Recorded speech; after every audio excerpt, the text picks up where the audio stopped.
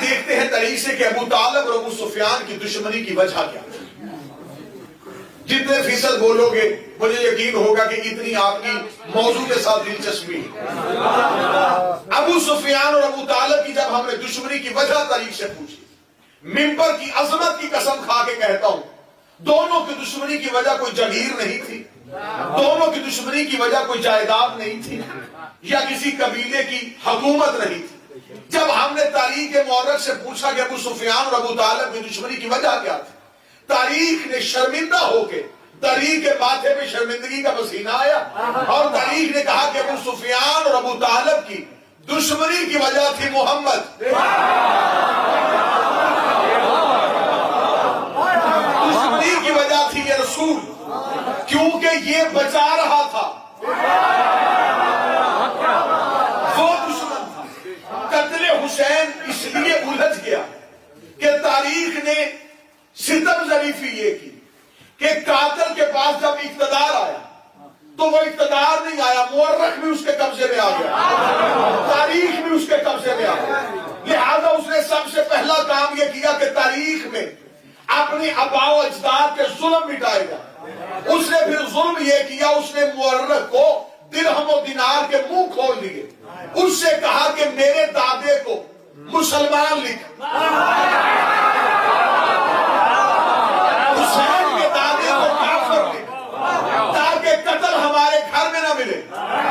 اس نے ابو سفیان کو مسلمان لکھ دیا، ابو طالب کو کافر لکھ دیا۔ اور آج بھی تاریخ کا طالب علم جب تاریخ کھولتا ہے، سیرت اسلام کا مطالعہ کرتا ہے، وہ کہتا ابو سفیان نے کلمہ پڑھ لیا تھا لیکن حضرت ابو طالب نے کلمہ نہیں پڑھا تھا۔ یہ مرکزی اشرا ہے اور یہ آواز یہاں تک نہیں جا رہی، پوری دنیا میں جہاں تک پہنچے، میں آل محمد کی عزت کی قسم کھا کے زمانے کے علماء کو چیلنج کر کے آج کی اس مجلس کے حوالے سے پیغام دینا چاہتا ہوں، مجھے تاریخ سے یہ نہیں پوچھنا کہ ابو سفیان کب مسلمان ہوا تھا، مجھے تیرے مورخ سے یہ نہیں پوچھنا کہ ابو طالب نے کب کلمے سے انکار کیا تھا، مجھے تاریخ کا مورخ صرف ایک بات کا جواب دے، میں اس کے ہاتھ میں بیعت کرنے کو تیار ہوں، وہ مجھے صرف یہ بتائے کہ ابو سفیان نے مسلمان ہو کے اسلام کو فائدہ کیا دیا اور ابو طالب نے کافر ہو کے اسلام کو نقصان دیا۔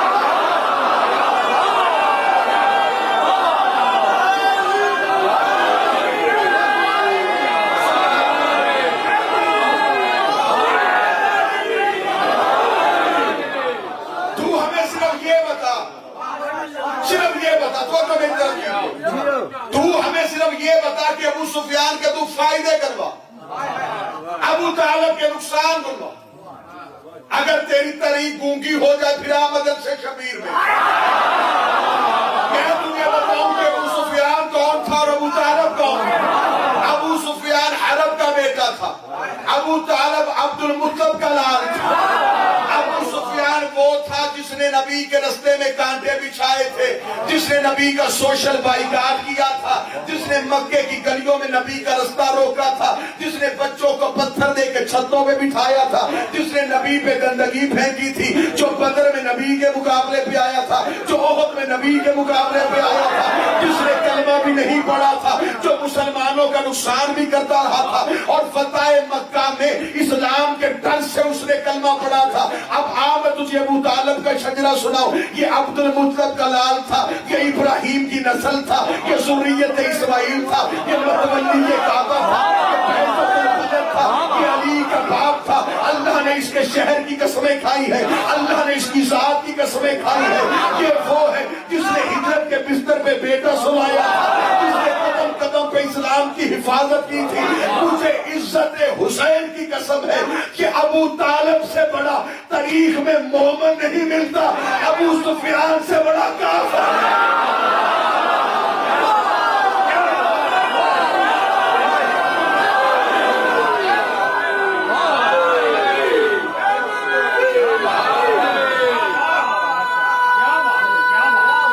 جی بسم اللہ سرکار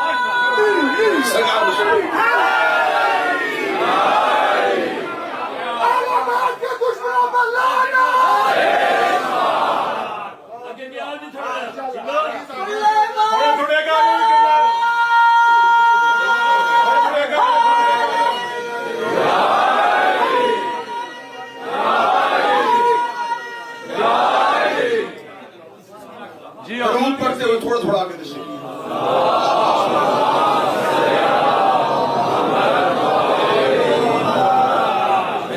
صحیح سا آواز تیز معمولی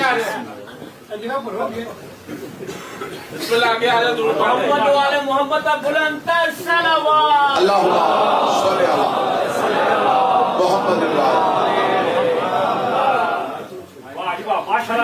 ابو طالب کے احسان ابو سفیان کے نقصانات اب یہ تیری مرضی ہے کہ تجھے احسان والا چاہیے یا نقصان والا چاہیے پہلے یہ بتا کہ تیرے نبی کا نام کس نے رکھا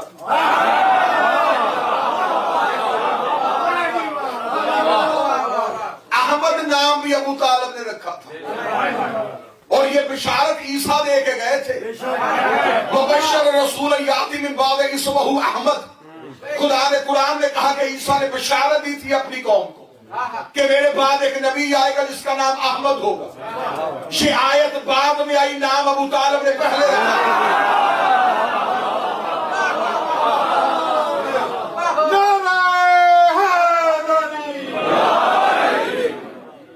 بحث کرنی ہے تو علی کے باپ کے ایمان پہ بحث نہ کر اگر تو نے یہ بحث کا دروازہ کھول دیا تو بات بڑی دور تک چلی جائے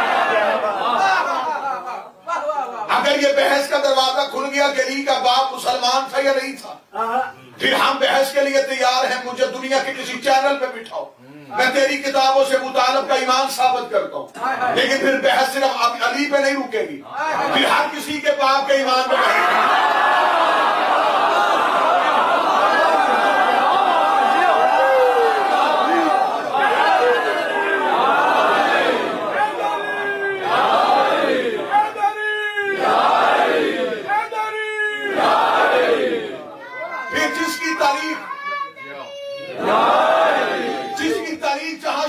ہو جائے وہ جھوٹا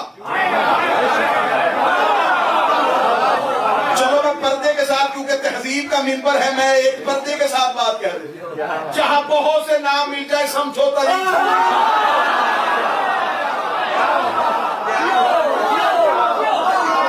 عرب تانا دینے میں دیر نہیں کرتے تھے عربوں کا بغض اور تانا ہی تو مشہور تھا یہ تانا مرد عورتوں کی طرح دیا کرتے تھے عرب تانا دینے میں ایک لمحہ دیر نہیں کرتے تھے عرب تو کبھی بھی دیر نہیں کرتے تھے اگر ابو طالب نے کلمہ نہیں پڑھا تھا 80 جنگوں میں میرے بادشاہ علی نے میدان میں کافروں کے مقابلے میں جا کے گھوڑے کی سین پہ بیٹھ کے کہا انا علی ابن ابی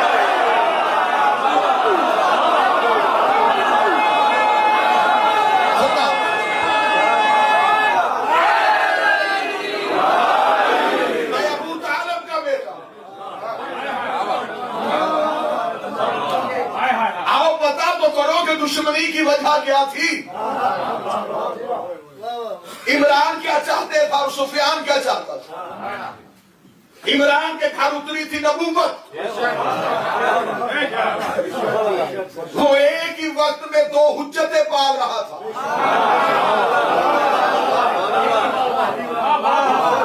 جسے مکہ کے لوگ ذوالنورین کہتے تھے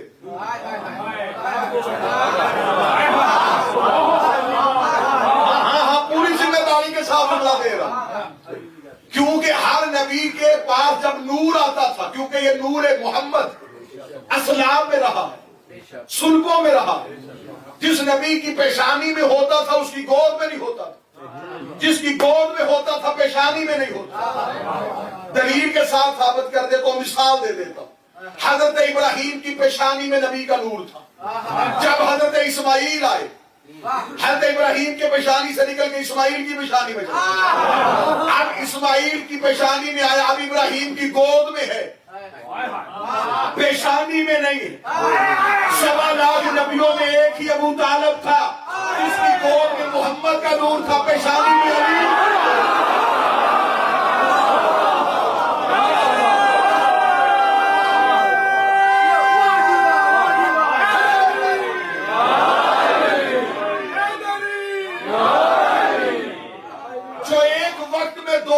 سمیٹ کے رکھا اسلام کی پہلی دعوت بھی ابو طالب کے گھر میں ہوئی یہاں میں اکثر جملہ کہتا ہوں پھر جملہ دے رہا ہوں ابو طالب کا گھر تھا مکہ میں اللہ کا اپنا گھر بھی مکہ میں تھا. سر نہیں ہلانا، زبان سے بات کریں. ابو طالب کا گھر مکہ میں اور اللہ کا گھر بھی مکہ میں.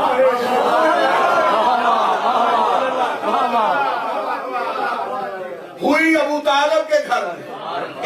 میرے اللہ گھر تیرا چھوٹا نہیں، اپنی بات ہے اپنے گھر میں کر.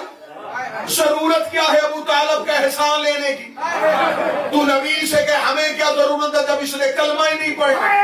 ہم اس کے گھر میں اسلام کی پہلی میٹنگ کیوں کریں؟ میرا گھر مکے میں ہے تو بیت اللہ میں یا گھر سے چابی اٹھا ان عرب کے سرداروں کو بیت اللہ میں بٹھا. جتنی جچے گی میرے گھر میں بات کسی اور گھر میں جچ ہی نہیں سکتی. بات میری ہے، میرے گھر میں ہونی چاہیے. لے میں مورخ کے گریبان میں ہاتھ ڈالنے لگا ہوں. اب میری مورخ کی تاریخ کی آنکھوں میں آ کے ہے. مجھے بول کے بتا، بات اللہ کی تھی وہ ابو طالب کے گھر رہی ہے. بات رسول کی تھی وہ ابو طالب کے گھر رہی ہے. بات لا الہ الا اللہ کی تھی وہ علی ولی اللہ کے گھر رہی ہے. بات محمد رسول اللہ کی تھی وہ ابو طالب کے گھر رہی ہے.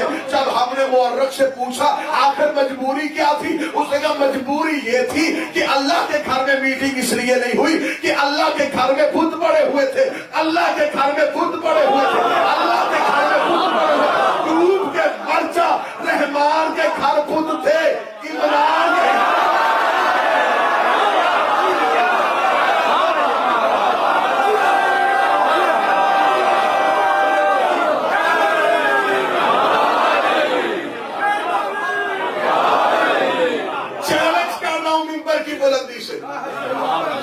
میں تمہیں تیری کتابوں میں عرب کے ہر قبیلے کا بت دکھاتا ہوں. تو مجھے ہاشمیوں کا بت دکھا.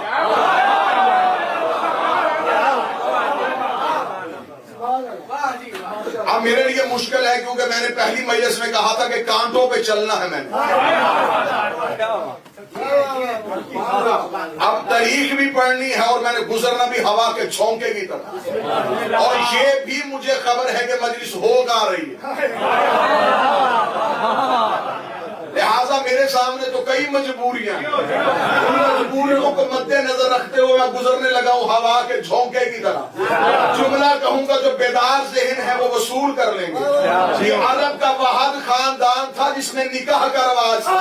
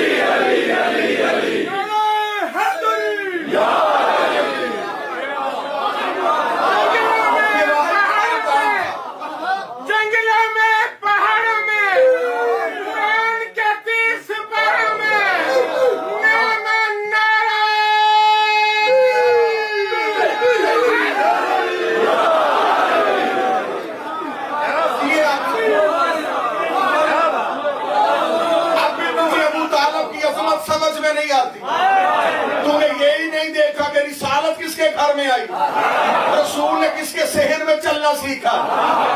گھر جا تجھے گھر بچہ سمجھا دے گا یہ مسئلہ. گھر جا کے اپنے بچے کے ہاتھ میں قرآن دینا, اسے کہنا کہیں رکھ کے آ. وہ قرآن ہاتھ میں اٹھا کے گھر کی اونچی جگہ دیکھے گا, جو سب سے اونچی ہوگی وہاں قرآن رکھے گا. اسے کہ کسی اور جگہ پہ کیوں نہیں رکھا, اسے کہا بے شک بچہ ہوں مسلمان کے گھر پہ. مجھے اتنا پتا ہے قرآن اونچی جگہ پہ رکھتے ہیں. مولوی تو ڈوب کے نہیں مرتا,